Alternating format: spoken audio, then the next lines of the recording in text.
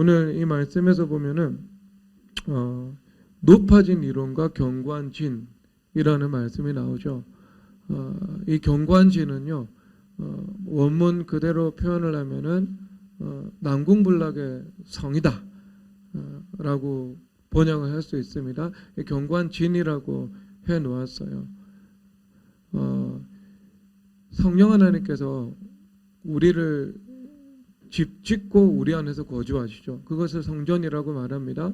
근데 죄도 우리 안에 집을 짓고 거합니다. 그래서 죄도 우리 안에 거한다라고 말했을 때 그 거한다는 것은요, 자기의 집을 짓고 뭐 파르테논 신전과 같은 우상의 신전을 짓고 우리 안에 거한다는 것을 말씀하고 있죠.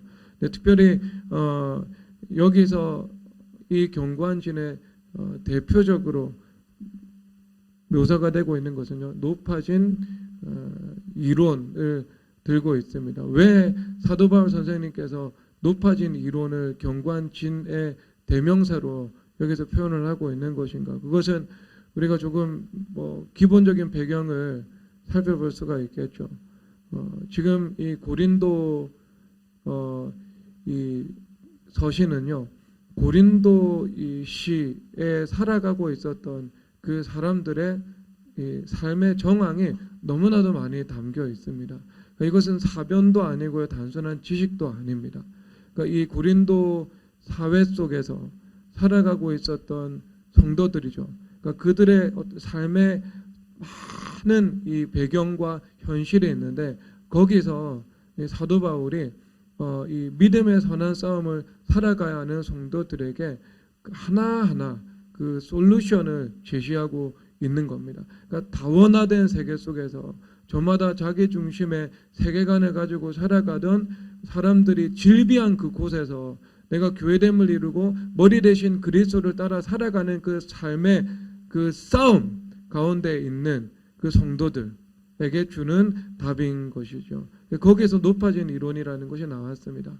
당시 이 헬레니즘 사회죠. 그리스에서 로마로 이미 주도권이 옮겨간 지는 수세기가 지났습니다.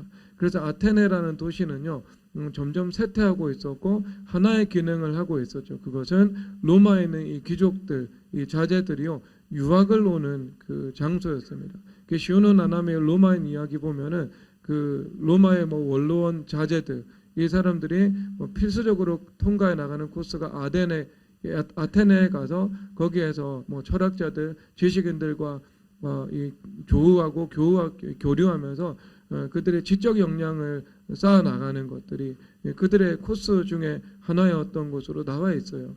그런데 사실상 그 학문적인 기능 외에는요, 아테네는 모든 도시적인 그 문화나 아니면 무역이나 상업이나 정치적인 힘은요, 다 쇠퇴 일로를 걷게 되었습니다. 그러면 이 그리스 지역에서 아테네를 대신해서 가장 강력한 영향력을 확보하고 있었던 도시가 어디인가? 오늘 이 고린도시입니다. 왜냐하면 이 고린도는요, 이 지도를 봐야 알 수 있겠지만 항구가 두 개예요. 동쪽에도 항구가 있고 서쪽에도 항구가 있습니다. 동쪽 항구는요, 에게해와 연접해 있는 항구입니다. 그래서 그리스 지역, 그 다음에 소아시아 전체 지역으로 나갈 수 있는 항구입니다. 그게 갱그레아 항이거든요. 그리고 왼 서쪽 편에는요, 레기움 항이 있었는데 그것은 이탈리아 반도로 진입하는 항구입니다. 아드리아해로 진입할 수 있는 항구였죠. 그러면 동과 서, 이 무역의 이 핵심적인 요충지입니다. 아마 입지적인 조건이 싱가포르처럼 아주 좋았던 곳입니다. 그러면 이 항구 도시인데다가 무역이 성행하고 있어요. 그러면 필연적으로 이 경제적으로 흥황할 수밖에 없겠지요. 사업적으로 성공한 사람들도 많이 나왔고 많은 무역상들이 늘 이제 이 활기차게 돌아다니고 있었던 곳이었습니다. 그러므로 다 자기만의 율법적인 그 성공의 방정식을 가지고 있는 그 사람들이 얼마나 많이 있었겠습니까? 모험적인 기업가도 많이 있었고요. 그리고 이 항구 도시 아니면 이 사람들이 많이 오고 가는 도시들의 특성은 이 상업적인 순환과 번성도 일어나지만 율법적인 세상에서 죄악의 순환과 번성도 일어날 수밖에 없지요. 그래서 뭐 문화적으로 뭐 세련됨의 이 최첨단을 달리는 그 도시는요, 또 한편으로 뭐 경제적으로도 부강하죠. 그리고 또 한편으로도 죄의 세력도 막강한 것을 볼 수가 있습니다. 이게 다 이 순환과 번성의 번성 속에서 나타나는 것을 우리는 볼 수 있죠. 왜냐하면은 하나님께서 이 만든 이 세상에 타락을 했으니까. 그래서 긍정적인 면에서 발전이 있다 하더라도요, 그 빛과 어둠처럼 그 이 죄악의 요소에 있어서도요, 사람과 사람이 서로 오고 가고 접촉하면서 점점 이 더 발전해 나가는 것들, 발전이라는 말을 쓸 수는 없겠지만 더 타락해 나가는 모습들이 현실적으로 이 타락한 율법적 세상 속에는요 존재하는 것이죠. 어느 곳에 가도 죄가 존재하지만 뭐 시골보다는 도시 이런 곳이 우리 이 죄악의 문화 자체는요 더 성행하고 있는 것을 우리가 상식적으로 볼 수가 있죠. 그래서 그 아프로디테 신전이 있었는데요. 그 신전에는 약 1000명 정도의 여사제가 있었습니다. 그리고 그들 모두는요 이 종교적인 매춘을 하는 사람들이었죠. 그럼 한 도시에 1000명의 매춘부들이 있었어요. 기록에 의하면은요. 그러면 얼마나 그 도시가 음란했겠습니까? 그러니까 그런 음란한 분위기 속에서 고린도 교회가 이 거룩화의 길을 걸어가느냐 아니면 세속화의 길을 걸어가느냐, 이것이 너무 첨예한 중요한 이슈였던 거죠. 그래서 고린도전서 5장에서는 너희들이 형제라고 불리는 자가 만약에 음행하거나 술 취하거나 속여 빼앗거든 너는 그들과 함께 사귀지도 말고 교제하지도 말라고 그렇게 말씀을 하고 있죠. 그 말은 권징, 치리를 내서 교회 밖으로 내쫓으라는 것을 말씀하고 있는 것입니다. 왜냐하면 그 정도로 거룩함을 고린도 교회 안에서 이루어 나가지 않으면 너무나도 거대한 세속화의 물결이 있었기 때문에 죄악에 물들 수 있는 가능성이 다분했던 것이지요. 그래서 사도 바울 선생님께서 단호하게 이 권위와 치리를 통해 가지고요 교회 안에서 그런 죄 행하는 사람들을 쫓아내라, 권징해라, 치리해라, 그렇게 말씀을 하고 있는 겁니다. 그러니까 그 정도로 사람들이 죄에 대한 경각심을 가지고 거룩을 이루어 나가지 않으면 고린도 교회의 거룩성을 지킬 수가 없었다는 것을 말씀하고 있죠. 왜냐하면 교회 안에 거룩한 영향력이 세속적 영향력, 죄의 영향력에게 열세 이 압도당하기 시작하면은요 더 이상 그 교회는요 세상을 변화시키고 사회 속에 거룩한 생수의 강을 흘려보낼 수 있는 능력을 상실하게 됩니다. 이스라엘의 하나님의 영광이 떠난 것처럼 그 교회로부터 하나님의 영광이 떠나가게 되겠죠. 결국 여러분 그 교회는 세상에 잠식될 수밖에 없습니다. 그러니까 교회가 세상을 변화시키고 생수의 강을 흘려보낼 수 있는 유일한 입은 거룩한 힘이었던 것이죠. 그것을 너무나도 잘 알고 있었던 사도 바울 선생님께서 고린도전서 5장에서 그렇게 음행하는 사람, 술 취하는 사람, 도둑질하는 사람들을 교회에서 내쫓으라, 사탄에게 내어주어라, 이렇게 말씀을 하고 있습니다. 그래서 사탄에게 내어줄 때 즉 교회 밖으로 교회 밖을 나가면 그것은 사탄의 통치 안에 있다는 거죠. 그래서 사탄의 통치 아래서 그들이 육적인 고난을 받게 되고 그 육적인 고난을 통해서 하나님의 진리의 말씀을 깨닫고 다시 돌아와서 영은 구원받게 하려 합니다. 그러니까 영혼은 구원받아서 천국에 가기 위해서 보내기 위해서 너희들 치리해서 내쫓으라, 이렇게 말씀을 하고 있는 겁니다. 그런 배경들이 있었죠. 또 어떤 속성들이 있었냐면요, 이미 이제 돈이 모이는 곳에 학문도 발전하게 되어 있습니다.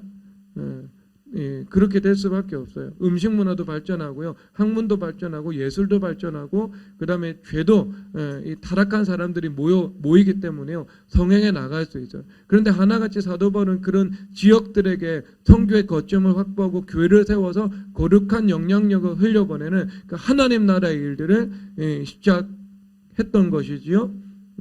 그 땅을 버려두지 않는 것, 그것이 어떤 하나님의 이 꿈이었던 것입니다. 자, 그런데 이 학문 어떤 그 지식적인 면에 있어서도요. 이 고린도 지역이 돈이 모이는 곳이기 때문에요. 발전할 수밖에 없습니다. 그렇게 될 수밖에 없어요. 아무리 유럽이 학문적으로 오랜 1000년, 2000년 수도원으로부터 시작된 그 학문의 역사를 가지고 있다 하더라도요. 이 최신 이 학문의 발전의 어떤 뭐 트렌드나 아니면은 그 수준은요. 미국 동부나 아니면 서부에 있는 뭐 스탠포드, UC 버클리 같은 학교에 미치지 못하죠. 왜냐하면 거기가 돈이 가장 많이 모이는 곳이고 인재가 모이는 곳이기 때문에요. 지식도 발전할 수밖에 없습니다. 그래서 그 고린도 지역에 무엇이 유행했냐면은요, 탁월한 이 지식인들 그리고 이 철학자들이요, 서로 자기가 가지고 있는 그 사고 체계, 그 이데올로기 이것을 사람들에게 전파하고 그리고 그것들을 잘 전파하는 그 변론가들을 추앙하는 분위기가 그 사회 속에서 분명히 존재했습니다. 그래서 사도 바울 선생님께서 말씀을 하는 거죠. 나는 여기 와서 복음을 전할 때 말의 지혜와 아름다움으로 복음을 전하지 않으려고 했다. 그리고 설득력 있는 말의 지혜로 복음을 전하지 아니하였다. 나는 오직 성령 하나님의 나타남과 능력으로 그 십자가의 도를 전파했다고 말씀하고 있는 것입니다. 왜냐하면은 사도 바울이 수사학적 능력이 부족해서 그런 게 아니에요. 그 당시에 수많은 사상가들, 철학자들이 있었고 사도 바울이 있었는데 여러분 그 중에 이 전 세계적으로 수십억의 인구 가운데 전 역사에 걸쳐서 직접적이고 인격적이고 영적인 변화를 일으킨 사람이 누가 있어요, 여러분? 여기서 플라톤을 인격적으로 만나고 플라톤의 사상이 여러분들의 인생 가운데 감동 감화를 일으켜서 여러분 인생을 변화시키고 여러분 가정을 변화시킨 사람이 누가 있어요? 아무도 없죠. 역사 속에서 그 정도 인물 되는 사람은요, 마르크스밖에 없어요. 각 사람의 사상과 인격을 바꾸고 그것을 통해서 가정을 바꾸고 그것을 통해서 사회를 바꾼 사람은요, 마르크스밖에 없습니다. 그 사람은요, 실질적으로 사람에게 영향력을 주었어요. 그래서 한 시대를 휩쓸어 버렸잖아요. 사회주의 망령이요. 그리고 지금도 그 사회주의가요, 옷을 갈아입고 나왔잖아요. 신마르크스주의, 문화 마르크스주의죠. 이것도요, 이것이 주장하는 그 핵심 가치도요, 우리가 지난 19세기, 29세기, 20세기 마르크스주의 혁명을 통해서 사회를 바꾸지 못했는데 결국 이 동구권의 몰락을 통해서 실패로 결과로 나타났는데 이제 무엇을 바꾸자는 거냐면 사람의 사고를 바꾸자는 거예요.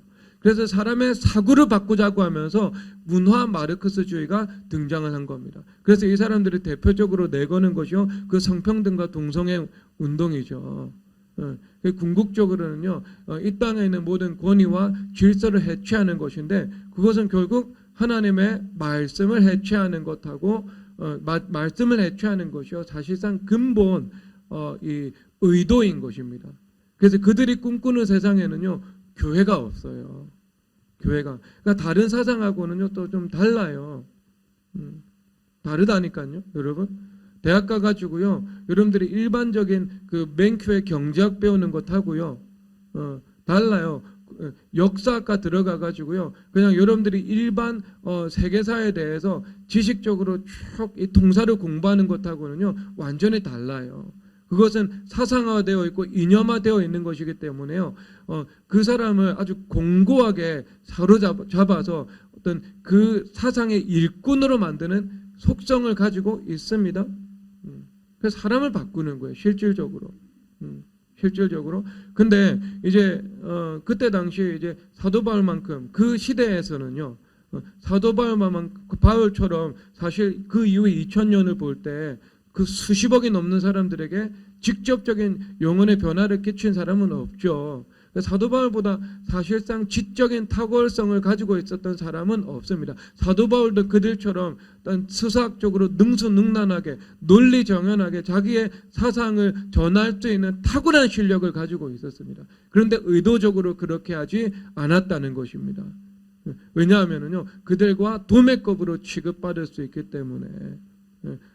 그들도 세상에, 사도 바울 선생님도 자신도 그 헬라 이 고린도 이 시에 있었던 그 헬라 철학자들과 사상가들, 지식인들, 그래서 그것을 바탕으로 변론하는 사람들과 똑같은 사람으로 취급받을까봐 그렇게 하지 않았다는 거예요. 오직 성령 하나님의 나타남과 능력으로 십자가에 미련한 것만 선포하였다라고 말씀하고 있는 것입니다. 그러니까 그런 문화 속에 있다 보니까 이 고린도에 있었던 사람들은요, 그래서 이 탁월한 강연가들, 그리고 탁월한 유튜버들, 이런 사람들 태도에 나와가지고요, 아주 세련되게 이 15분 정도 분량의 강의를 달달 외워가지고요, 주머니 저기 손도 넣고, 그다음 팔도 거지고, 그다음 제스처도 훈련하고, 그 걷고, 그렇게 이제 하는 사람들, 그 뭐 흉내 왜 못 내겠어요?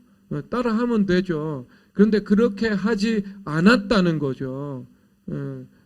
왜냐하면 그들과 같은 그 문화가 있었기 때문에요. 그 사람들이 그런 강연을 탁월하게 잘하고, 그 다음에 자기의 지식을 설득력 있게 전하는 사람들을 높이는 문화가 있었던 거죠.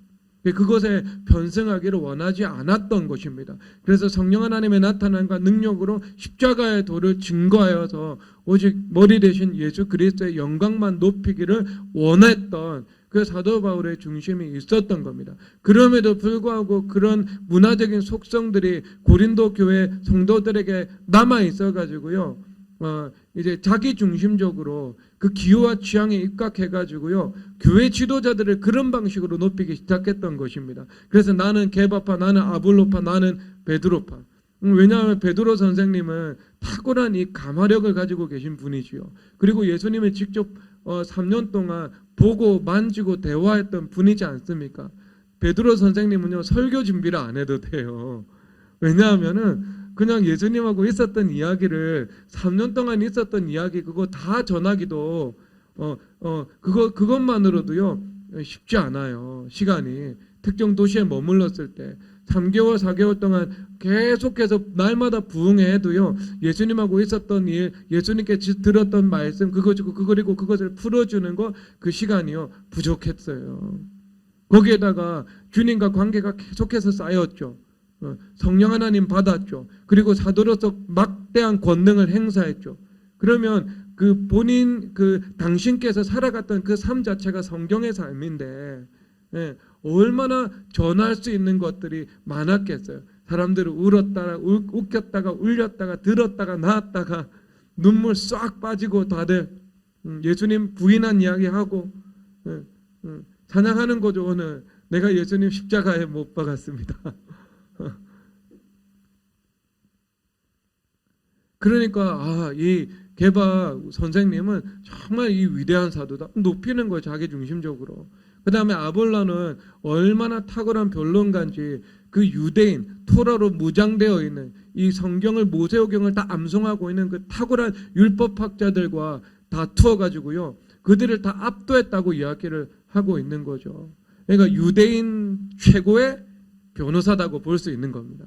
변증가예요. 그러니까 와가지고 설교했어요. 그러다 보니까 또 아볼로파들이 있는 거죠. 저 사람은 정말 헬라적이야.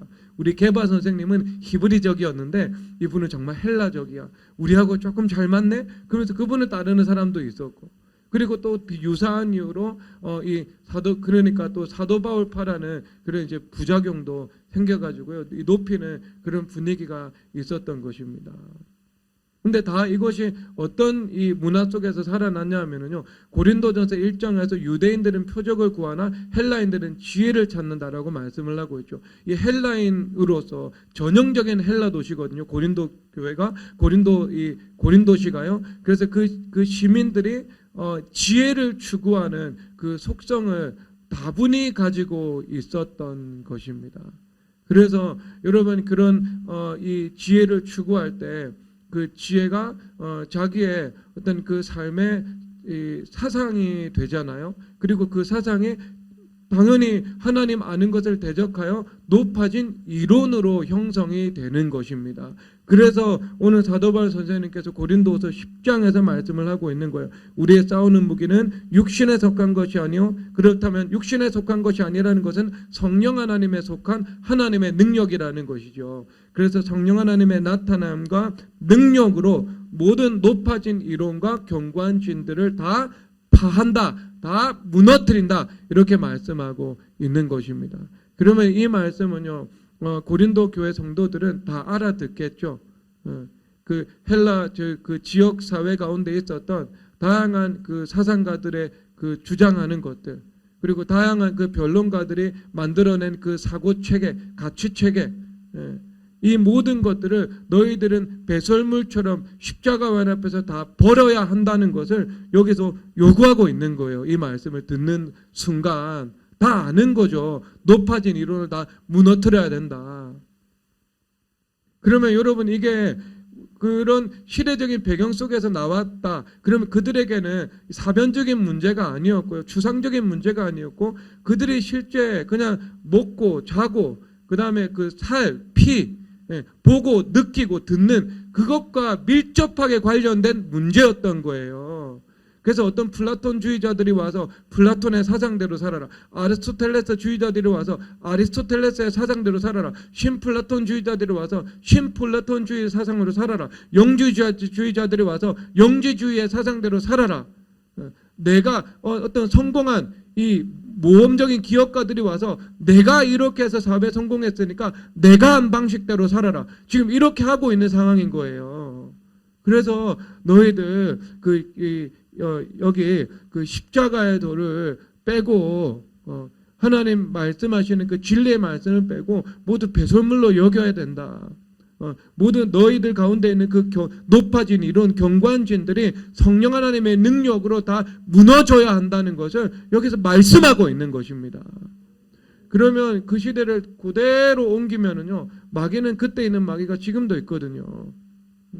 그러면 여러분, 그 마귀들이 지금도 똑같은 방식으로 우리에게 일하겠죠. 그리고 하나님의 말씀도 우리에게 똑같은 방식으로 요구하겠죠. 그들의 그 고린도 교회 성도들에게 이 말씀이 피부에 와닿는 말씀인 것처럼 이 말씀도 우리에게는요, 피부에 와닿는 말씀인 것이지요.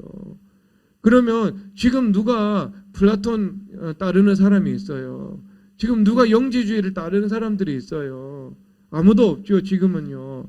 그럼 원수 마귀들이 옷을 갈아입고 오겠죠. 똑같은 원수 마귀이지만.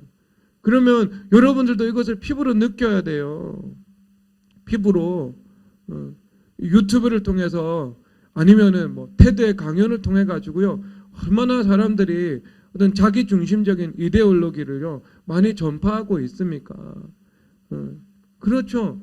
저마다의 이 성공의 방식인데요, 뭐가 없는 줄 아세요? 그들이 테드 강연을 하는 것을 듣거나 아니면 유튜브에서 어떤 그 인생에 대해서 그 방향을 제시할 때 뭐가 없냐면요, 그 안에는요 일관성이 없어요.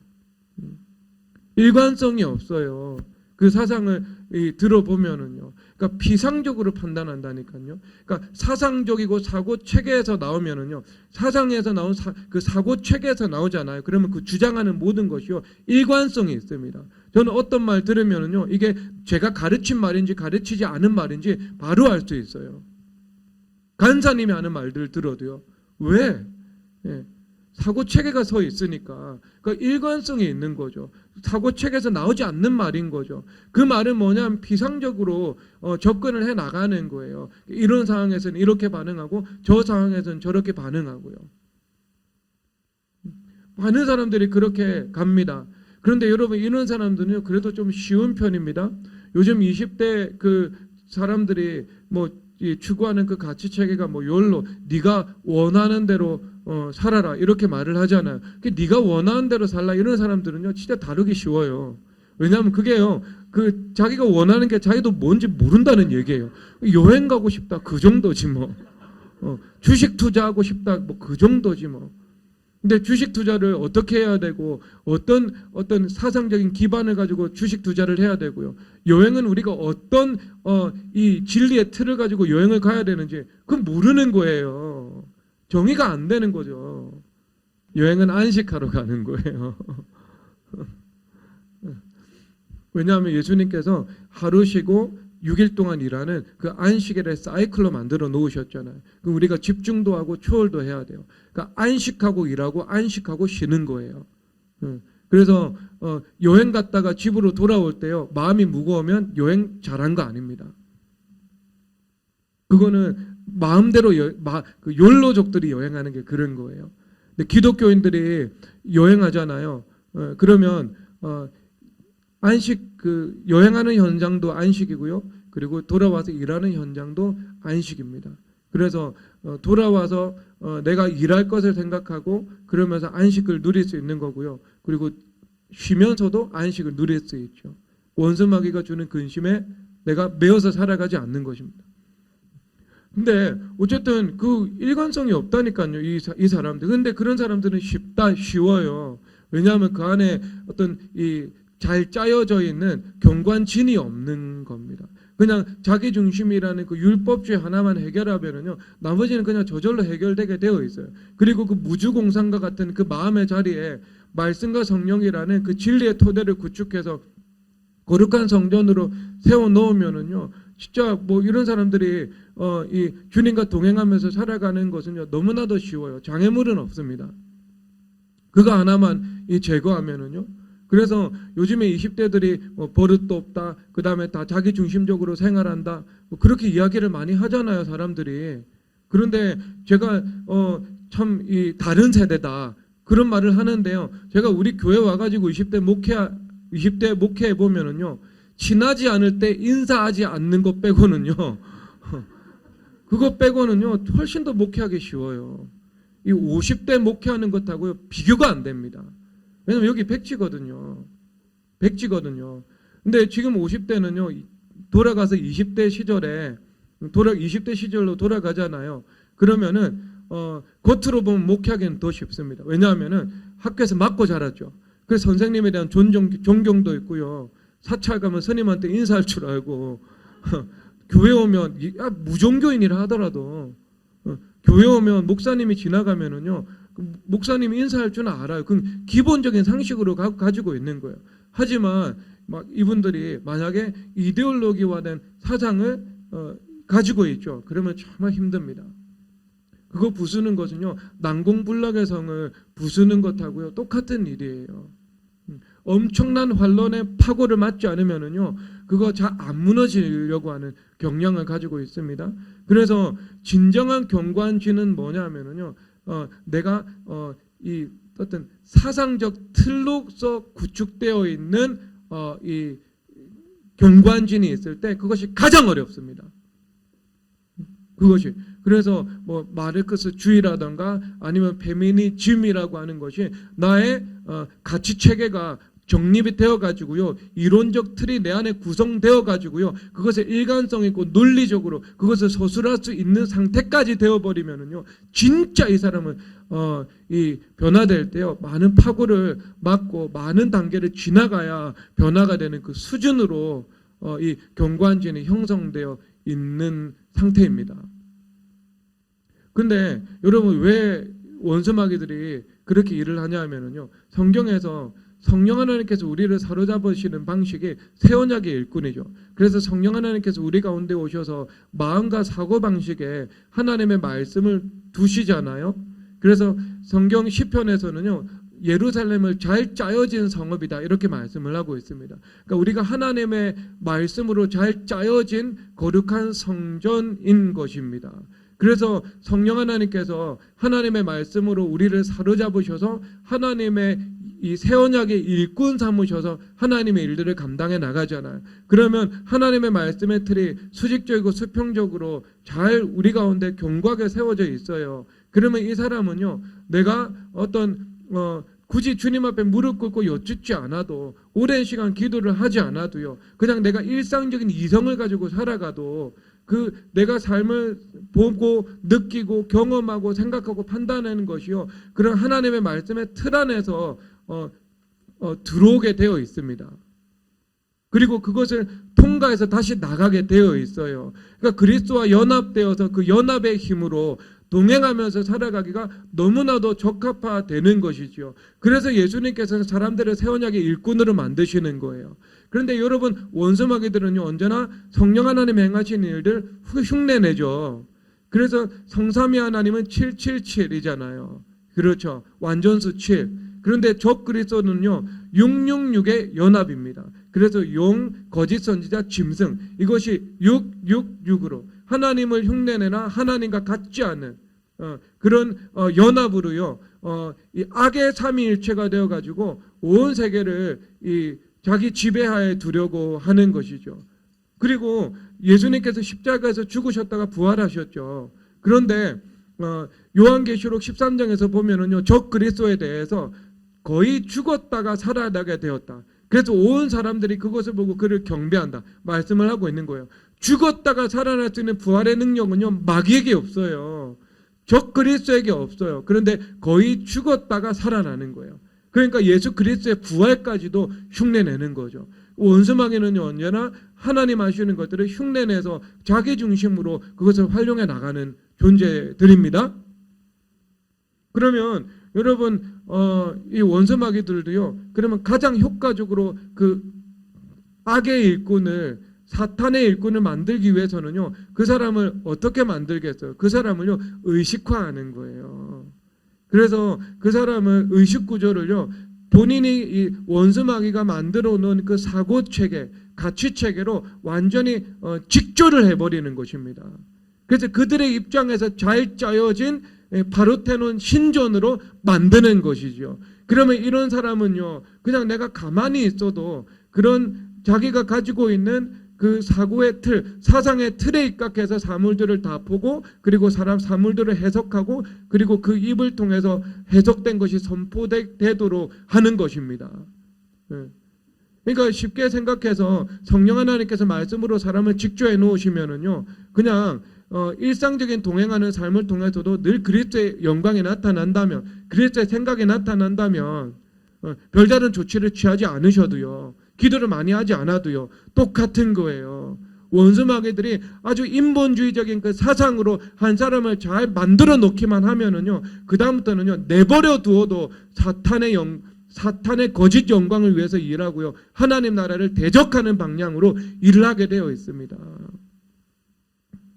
원수마귀들이 그렇게 일한다니까요. 그래서 제가 이 교회됨의 40이라는 때 블랙박스라는 용어를 썼잖아요. 근데 블랙박스가 아니고 그냥 그거는 그 용어고요. 그 없어도 돼요. 그 용어는요. 그냥 하나의 여러분 안에 있는 그 CPU라고 보면 됩니다. 이 중추신경이라는 사고 체계라고 보면 되는 거죠. 그래서 세상 사람들도요.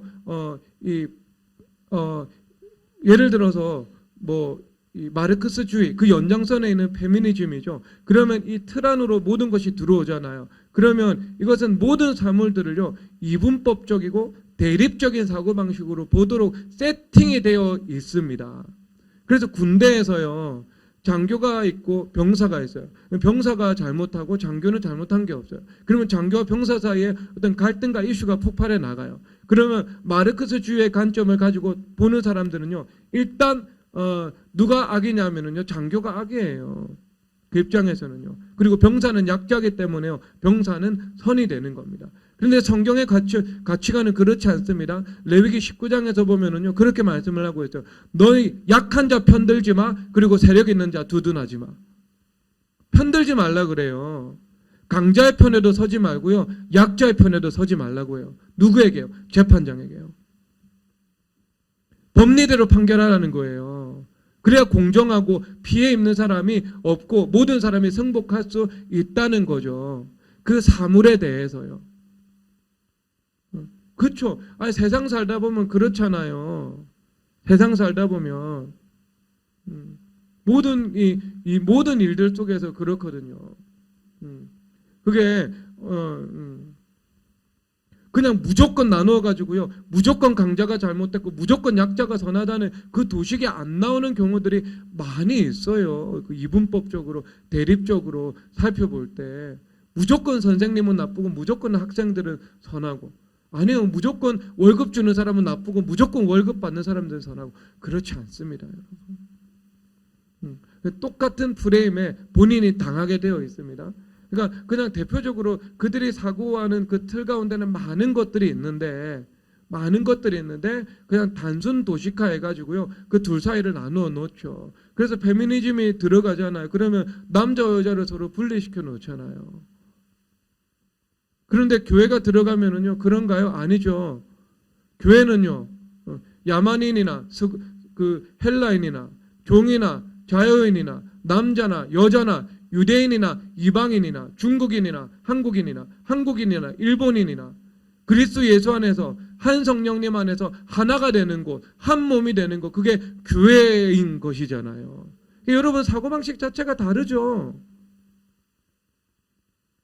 정책도요 여러분 부자를 위한 정책이요 꼭 부자를 위하지 않습니다. 가난한 자를 위한 정책이요 꼭 가난한 자를 위하지 않아요. 그렇죠 여러분. 그래서 그 정책은요 둘 다 위하는 정책을 펼쳐야 돼요. 그래야지요 그 최적화된 그 지점을 찾아내는 게 그 전략적인 그 지혜인 것이지요. 그래서 이 서로 상호 윈윈할 수 있도록 그 이익의 최고점을 상호 조율해 가지고 맞춰 나가는 것이 정책이에요. 일방적으로 집 가진 사람들은 악하고 집 없는 사람은 선하다. 전 선한 사람이다. 저는. 김효철 악인.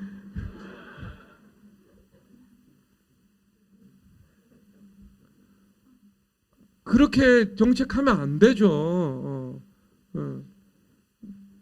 우리는 그 하나로 존재하는 세상이기 때문에요. 모든 사람을 위하는 그 최적화된 지점을 수평적인 사고로 찾아가야 돼요.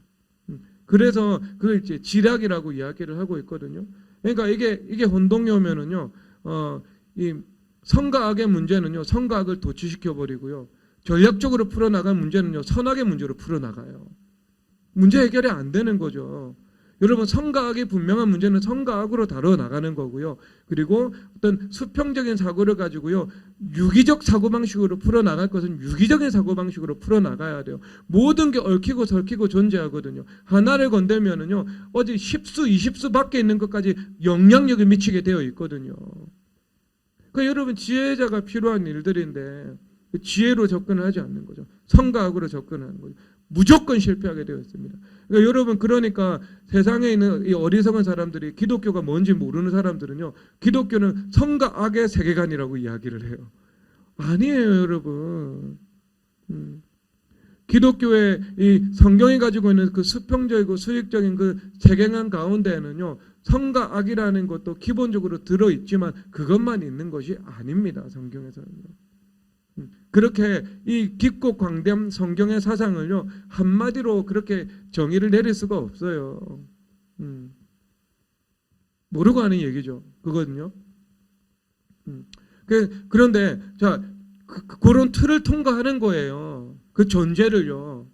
그러니까 내가 이성적인 사람이라서 내가 이성을 가지고 판단한다고 생각하는데 그것은 순 거짓말입니다, 여러분.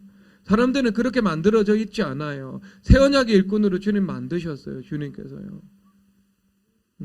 주님께서. 그러니까 우리 인간이라는 존재는요. 자기가 가지고 있는 그 사고의 틀이 있고 그 틀에 입각해서 그 사고가 인풋이 들어가면 그 아웃풋이 나오도록 그렇게 만들어져 있습니다. 그것을 알기 때문에요. 세상이 이 높아진 이런 경관지는 형성시켜서 그 사람을 지배하려고 하는 거죠. 누가 하는 거예요? 세상의 신이 하는 것입니다. 그러면 여러분 우리 복음은요. 뭐예요? 복음은 여러분들의 사고방식 블랙박스 안에는 뭐가 들어가야 돼요? CPU 안에는요. 여러분 구약의 관점에서 유대인들은 뭐가 가장 중요한 게 두 가지가 있죠. 무엇이 가장 중요할까요? 그 두 가지? 율법과 성막이 유대인들에게 가장 중요하죠. 토라와 성막이요. 그러면 여러분 그것이 신약으로 그대로 오면은요 뭐가 돼요? 율법은 육신에 대해 오신 예수 그리스도, 주 예수 그리스도죠. 성막은 뭐가 돼요? 성전은요. 교회가 되잖아요. 그러니까 주 예수 그리스도와 성전 이것이 유대인들에게 육체적 유대인들에게 중요한 그 사고의 틀인 것처럼 영적 유대인 우리에게 가장 중요한 틀은요 주 예수 그리스도와 교회입니다. 그래서 세상에서 어떤 정보가 들어오든 주 예수 그리스도 그리고 그분의 몸인 교회 여기를 통과해서 아웃풋 나가야 됩니다. 그런데 이것은요 원수 마귀들이 만든 것하고 또 달라요. 여러분 이것은 진리입니다. 진리. 이게 진리의 틀인 거예요. 진리의 틀. 목사님 너무 목사님이라고 교회 중심으로 그렇게 보는 것 아니겠습니까? 여러분 그렇지 않아요. 그렇지 않아요. 웨스트민스터의 그레고리 빌 교수가요 성전을 우주의 축소판이라고 말하고 있습니다. 그 성전에서 보면 성전이 삼중 구조죠. 뜰, 성소, 지성소죠. 이 유대인들이 바라보는 우주관입니다. 땅, 하늘, 하늘 위에 하늘. 하늘 위에 하늘은 뭐겠습니까? 천국이죠. 하나님 계신 곳. 그리고 하늘 우리가 보는 하늘. 그리고 땅이죠. 그런데 그것이 이 성전 구조 가운데 정확하게 반영되어 있다는 겁니다. 그래서 뜰은 땅이에요. 그리고 성소는 하늘이에요. 지성소는 하늘 위에 하늘인 하나님 계신 곳이에요. 그래서 성소에 들어가면은요 메노라가 있잖아요. 금 등잔대. 등잔대 가운데 7개 불빛이 7개 그 불이 빛을 밝히고 있거든요. 그러면 그것을 무엇이라고 보겠어요? 하늘에 있는 별이에요, 그게. 그리고 휘장은요 청색, 자색, 그 다음에 홍색 실, 가늘게 꼰 배실로 그룹을 정교하게 수놓았고, 그룹은요 새죠, 새. 그 다음에 청색은요 하늘인 거예요. 그래서 그레고리 빌 교수는요 성전은 우주의 축소판으로 봅니다. 그러면 이 말이 뭐냐면 우주는 성전으로 만들어진 것이고요, 성전의 영광으로 우주가 가득 채워져야 된다는 것입니다. 그래서 에베소서 4장에서 어떻게 이야기를 하고 있어요? 주님께서 하늘 위로 오르셨으니 이는 만물을 충만하게 하려 하십니다. 그리고 만물을 충만케 하기 위해서요 교회 가운데 목사와 교사라는 직분제를 세워서 성도를 온전하게 하고 봉사의 일을 하게 하죠. 그리고 나서 쭉쭉쭉 설명을 하면서요 너희들이 그리스도의 몸으로 연결되고 결합되어 그 몸을 자라게 한다고. 그 몸이 자라는 게 뭐예요? 한 사람 한 사람의 성전된 성도들이 교회와 연합되는 거죠. 그래서 그리스도의 몸이 확장되어 나가는 것, 그리스도의 몸이 성장해 나가는 것을 말씀하고 있습니다. 그것을 통해서 만물 가운데 하나님의 영광이 충만케 된다고요. 그렇죠, 여러분. 그러면 주님께서 보시는 이 우주 만물은 어떤 렌즈를 통해서 보시는 거예요? 주님께서 교회라는 렌즈를 통해서 보시는 거예요. 그럼 여러분들의 세계관이 뭐가 돼야 돼요? 마르크스가 돼야 돼요? 페미니즘이 돼야 돼요? 성경에 어디 그런 게 나와 있어요? 어떤 정통 개혁주의 신학자들 중에 그 말에 동의를 하고 있어요? 한 명도 없죠. 어떤 신실한 목회자들이 거기에 동의하고 있어요?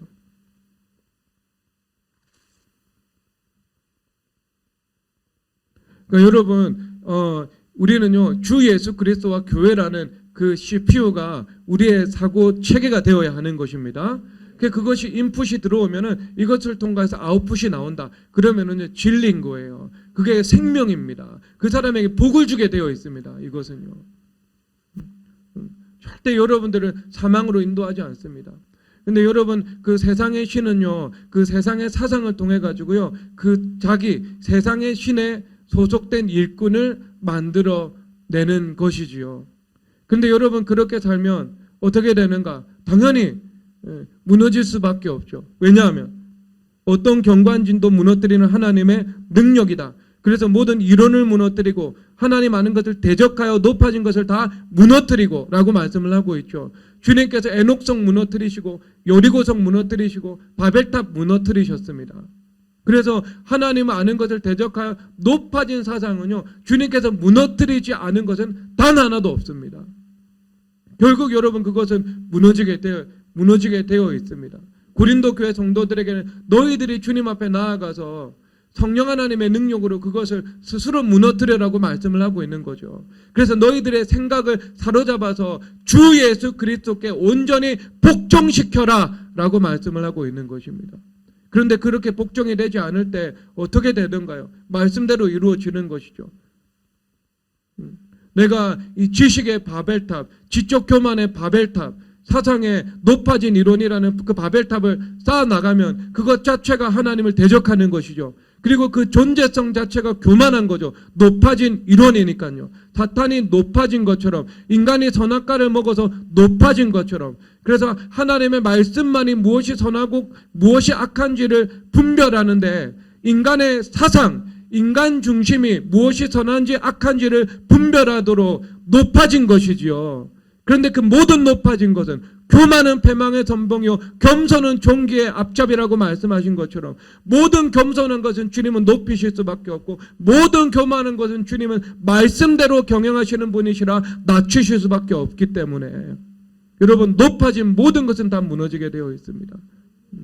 높아진 마음이든 높아진 가정이든 높아진 개인의 인격이든 높아진 이론이든 높아진 모든 것은 무너지는 길로 걸어가게 되어 있습니다.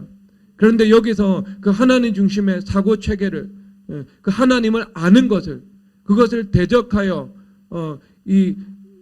대적하는 그 이론, 이데올로기 그것 자체가 여기서 높아진 것이다 라고 말씀하고 있는 거예요. 그러니까 그 높아진 거니까 당연히 하나님께서 그것을 무너뜨릴 수밖에 없는 것입니다. 여러분 이 지적 교만의 상태는요 영적 교만의 상태는요 사실상 그것 자체가 저주요 심판입니다. 그것은 회개할 기회를 얻기도 쉽지 않고 회개할 기회를 분별하기도 쉽지 않습니다. 그런데 지적 교만은요 주님께서 회개할 기회를 주십니다. 근데 회개할 기회를 주시는데요 그것은 큰 환난과 함께 찾아오게 되어 있습니다. 그래서 큰 환난을 통해서 바벨탑 무너지듯 그 무너지는 것을 경험하지 않고서는요 그 내 안에 있는 그 높아진 이론이라는 그 이데올로기 체계가 주님 앞에 굴복되는 것은요 매우 쉽지 않습니다. 왜냐하면 세상의 신과 세상의 사상은 매우 강력하게 내 안에서 결속되어 있는 요소이기 때문인 것이지요. 그래서 이사야서 19장에서 주님께서 말씀하시죠. 내가 애굽인의 정신을 쇠약하게 할 것이고 그 애굽인의 계획을 내가 깨트릴 것이다 라고 말씀을 하고 있습니다. 애굽인의 정신은 애굽인의 영이거든요. 르아우라는 말입니다. 영이에요. 그런데 그 영은 성령 하나님을 향해서도 쓰고 인간의 영을 향해도 씁니다. 왜냐하면 그 본질상 그 두 가지가 서로 연합되어 있는 거죠. 고린도후서 5장에서 말씀하시는 것처럼요. 주와 합하는 자는 한 영이다 말씀하시는 것처럼 고린도후서 6장에서요. 그렇다면 원수마귀들 그 세상의 신과 그 다음에 내가 가지고 있는 그 정신 내가 가지고 있는 그 영 그것은요 긴밀하게 결속이 되어 있는 것이죠. 그리고 그에 입각해서 내가 계획하는 겁니다. 사고하고 고안해 내는 것이죠. 그런데 그 모든 것을 주님께서 어떻게 하신다고요? 내가 쇠약하게 할 것이고 내가 깨트리신다고 주님께서 말씀하고 계신 것입니다.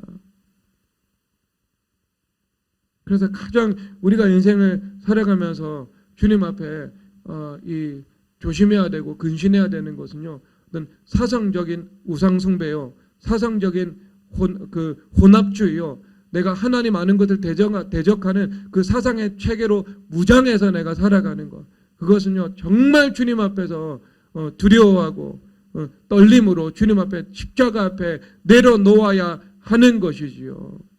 왜냐하면 가장 큰 고난이 그 일들에 닥쳐오기 때문입니다. 왜냐하면 그 고난이 아니면은요 그 콘크리트 그 인간의 그 난공불락의 성은요 무너지기가 쉽지 않습니다. 그래서 오늘 보면 모든 생각을 사로잡아 라고 말씀을 하고 있죠. 내가 새 언약의 일꾼이 되는 거죠. 말씀과 성령이 나의 모든 것을 사로잡게 되는 것입니다. 그래서 사고 체계도 주님 앞에 혁신되는 것이요. 내 기호와 취향도 혁신되는 것이요. 내가 사고하는 방식도 다 혁신되는 것입니다. 여러분 그래서 이 세 가지가 혁신되어야 이 혁신이 되는 거예요. 방법이 혁신돼야 된다 그랬죠. 제가 석교한테 방법이 혁신되지 않으면 과정이 혁신되지 않고 결과도 혁신되지 않을 거다라고 말을 했죠. 아까 방법, 과정 이건 사실상 똑같은 거죠. 그 방법으로 내가 과정을 감당해 나가는 것이니까요. 그러면은요 당연히 내가 가지고 있는 그 거짓 신앙의 체계는요 당연히 무너져야 되는 것이죠. 그리고 내가 기호와 취향도 바뀌어야 돼요. 성경에서 시편 1편에서 뭐라고 말씀을 하고 있어요? 의인은 시냇가에 심은 나무가 시절을 쫓아 열매를 맺는 것처럼 그러면 그 시냇가는 어디입니까? 매트헬레 목사님께서 시편 45편 그 인용을 하시면서 이것은 하나님의 도성 가운데 있는 시내라고 말을 하고 있습니다. 한 시내가 있어 나뉘어 흘러. 한 시내가 있어 나뉘어 흘러. 여러분, 이것은 에덴에 있었던 그 네 개의 강을 말씀하고 있죠. 에덴에서 이 네 근원, 이 생수의 강이 동서남북으로 흘러가는 것을. 그런데 한 시내라는 것은요, 그건 교회죠. 그리고 나뉘어 흐른다는 것은요, 교회 성령과 연합되어서 성전됨의 삶을 살아가는 성도들이죠. 그래서 교회 가운데 한 시내가 생명수로 흘러가는데, 내가 거룩한 성전이 되므로, 교회와 연합이 되므로 내가 나뉘어 흘러가는 그 여러 가지 이 지류의 하나가 되는 것입니다. 그래서 그 생수의 강을 받아서 나도 사방으로 이 생수의 강을 흘려보내는 것이지요. 그런데 그런 의인이 시냇가에 심은 나무처럼 시절을 쫓아 열매를 맺죠. 그러니까 시절을 쫓아 열매를 맺는다는 것은 얼마나 복돼요. 여러분 인생에 단번에 열매를 거두어버리고 그 다음에 거둘 열매가 없어요. 여러분, 저주는 이것보다 저주가 없습니다. 여러분, 작곡가가 작곡을 하는데 2021년을 끝으로 영감이 소멸됩니다. 그러면 그 2022년부터는 영감이 없어, 주어지지 않아. 얼마나 저주예요. 사업가들이 사업을 하는데 너희 평생의 매출은 2022년에 내가 다 줄 것이다. 그럼 2023년은요, 주님? 2022년 매출, 여러분, 2, 3년이면 여러분 매출 없으면 다 소멸됩니다. 여러분, 아무리 은행 계좌 많아도요. 사업이라는 건 그래요. 그러면 어떻게 시절을 쫓아 열매를 맺어주신대요. 이 말씀 얼마나 복돼요. 2021년에도 주님께서 열매를 주시고 2022년에도 열매를 주신다는 것이니까, 2023년에도 영감을 주시고 2024년에도 영감을 주신다는 거니까 얼마나 그것보다 복된 게 어디 있어요. 그런데 그런 사람은 어떤 사람이라고요? 내가 유튜브를 즐거워요. 주야로 유튜브를 묵상하는 자. 아이고, 거기서는 여러분 지혜가 나오지 않습니다. 단순한 정보만 얻을 수 있을 뿐이에요. 그것도 선별해야 돼요. 그것도 잘 분별해야 돼요. 말하는 사람의 영적 분위기까지 살펴야 돼요. 그 사람들이 어떤 욕이라도 하면 여러분들의 영혼은 바로 부정적인 타격을 받게 되어 있습니다. 선택해서 본 거니까. 뭘 해야 돼요, 여러분? 무엇을 즐거워해야 돼요? 율법을 즐거워해야 돼요. 율법을 즐거워하는 삶이 얼마나 복된 삶인 줄 아세요, 여러분? 여러분, 그런 사람이 있으면 회개해야 돼. 아침에 출근하자마자 성경 읽는 것보다 솔직히 조선일보, 중앙일보 읽는 게 더 기다려지고 기대가 되고 기쁘고 낙이 되는 사람. 제가 옛날에 그랬어요. 옛날에 그랬다니까요. 제가 전도사 시절에 학교가 그 교회 교역자 사무실 들어가면서요, 신문 하나 싹 사들고 들어가요. 그럼 얼마나 행복한지 몰라요. 맥심 커피 하나 딱 타가지고요. 그리고 이거 하나 맥심 커피 먹으면서 신문을 쫙 보는 거죠. 이게 낙이야, 낙. 그러니까 하늘의 삶을 못 산 거예요. 그러니까 죄악과 연합된 삶을 살아간 거예요. 그리스도와 연합된 그 성령 하나님의 그 불의 능력이 나타날 수가 없는 거죠. 그렇게 살면. 내 기호와 취향이 세속적인데요. 세상적인데요. 당연히 신문 읽어야 되죠. 신문 읽지 말라는 게 아니에요. 기호와 취향이에요. 내가 율법을 즐거워하는 마음이 있다면 당연히 내가 내 직장 사무실 가면 가장 먼저 펼쳐지는 게 이게 성경이 되어야 하지요. 내가 인테리어 디자인을 하는데 내가 먼저 머리 짜내기 전에, 아니면 여기저기 다른 사람들 해놓은 포트폴리오 구경하면서 거기서 내가 영감을 차용하려고 하는 그런 시도를 하기 전에 먼저 내 마음 가운데 율법이 즐거워져야 되는 거 아니겠어요? 성경이 더 읽고 싶어지고 다른 어떤 것보다. 여러분, 그 기호와 취향이 바뀌지 않았는데 어떻게 하나님께서 지혜를 주시겠어요? 여러분 중심 모를 줄 알아요, 여러분? 목사님이 강단에서 말씀을 하시니까 내가 먼저 인터넷 들어가가지고 네이버 검색해서 기사를 쭉쭉 훑어보고 싶고, 그게 내 본심이지만 내가 자기를 부인하고 성경이라 일자 순종하자. 그래. 그렇게라도 해야 돼요, 여러분. 그렇게 하지 않으면 입맛이 안 바뀌어요. 그런데 그것이 끝은 아니에요. 어디까지 가야 돼요? 율법이 즐거워져야 된다니까요. 그 기호와 취향으로 내가 아예 내 인생의 아침에 하는 나의 가장 큰 기쁨은 무엇인가? 회사 가가지고 커피 마시면서 성경 읽는 거. 그 다음에 결제 서류 봐도 늦지 않아요. 습관을 바꾸셔야 돼요. 사무실 들어가면 커피 한 잔 뽑아서 커피 마시면서 성경부터 읽으세요. 3장이든 4장이든 5장이든. 그런데 장수를 이렇게 정해놓잖아요. 사람들이 본능적으로 한국 사람들은요, 묵상하기보다는 읽어 해치우고자 하는 심리가 있습니다. 그렇게 하지 말고 시간을 정해놓으세요. 시간을 내가 10분 정도는 성경을 읽을 것이다. 그래서 10분 동안 한 절만 읽어도 됩니다. 한 절만 읽고 오히려 묵상하는 게 더 큰 은혜가 있을 수 있어요. 그래서 잠언 쫙 읽고 묵상하고 로마서 쫙 읽고 한 장 정도 읽고 그 다음에 그 말씀으로 주님 이 말씀으로 나에게 지혜를 주십시오. 하늘의 지혜를 주십시오. 내 이성을 가지고 이 말씀을 분석하지 말고요. 이성을 가지고 분석하는 순간 하나님의 말씀의 지혜는 임하지 않습니다. 그렇게 하면 안 돼요. 주님 앞에 하늘로부터 오는 그 하나님의 지혜 그것을 구하면서 그냥 성경을 읽는 거예요. 그러면 지혜가 임할 때도 있지만 그냥 마음의 평강이 임할 때가 있고요. 그리고 내가 삶을 살아가면서 불현듯 내가 하는 일 가운데 영감이 임하게 되는 것입니다. 그렇게 하셔야 되는 겁니다. 그러니까 여러분 이게 기호와 취향이 바뀌어야 돼요. 여러분 그 기호와 취향이요 바뀌어야 돼요. 명심해요. 명심. 그래서 내가 그게 바뀌어야 돼요. 바뀌어. 그 다음에 또 나아가서는요, 내가 어떤 이 사고하는 방식까지도 바뀌어야 되겠죠. 뭐 이런 부분이야 하나님 말씀을 통해서 그동안 그 방식에 대해서는 많이 언급을 했으니까 오늘도 언급하지는 않겠습니다. 오늘 핵심은요, 내가 이 경관진이 높아진 이론이 내 안에서 무너져야 된다는 것이고요. 그 다음에 내 안에 높아진 이론이 아니라 율법을 즐거워하는 그 입맛의 변화, 기호와 취향의 혁신이 이루어져야 하나님의 지혜가 임한다는 것입니다. 그래서 모든 성도님들, 오늘 질문 받지 않은 모든 성도님들, 여러분 사무실에 10분 일찍 가셔도 좋습니다. 사무실에 먼저 가서 먼저 성경 읽고 율법을 즐거워하는 그 대표성으로, 성경의 대표성으로 삶을 선점하시고 시작하시기를 주님의 이름으로 축복합니다.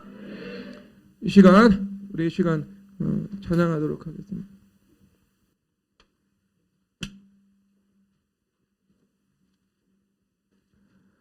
나의 사랑하는 죄.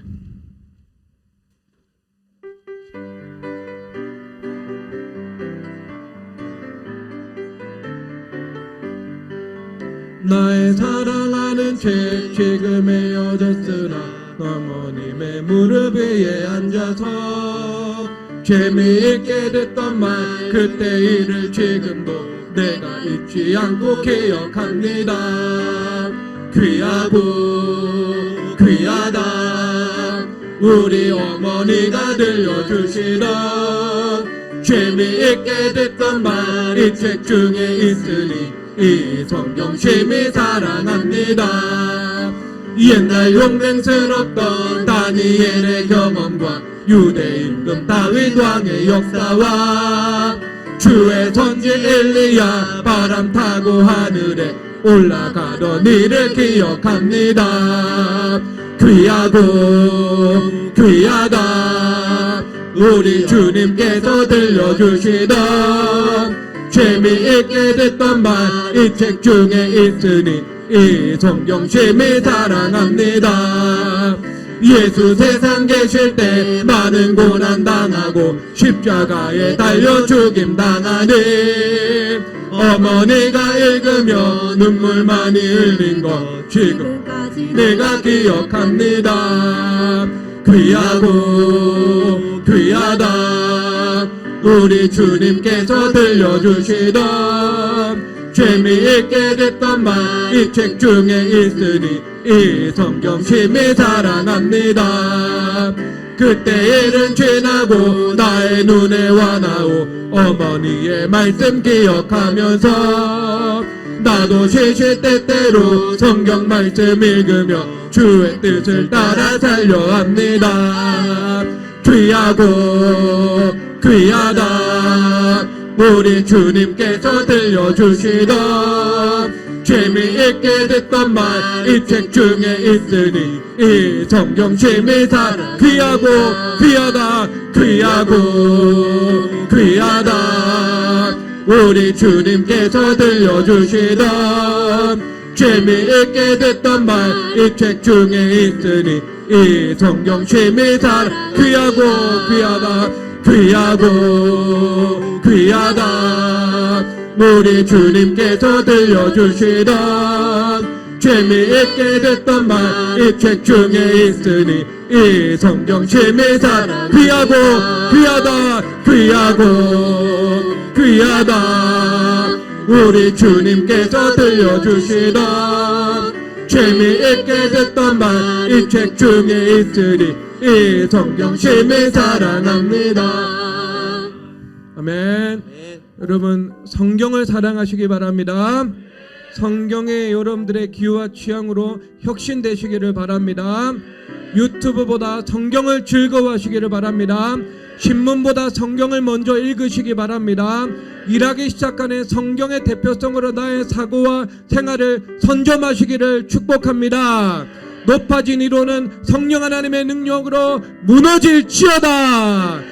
이 시간 주여 삼창하고 기도드리겠습니다. 주여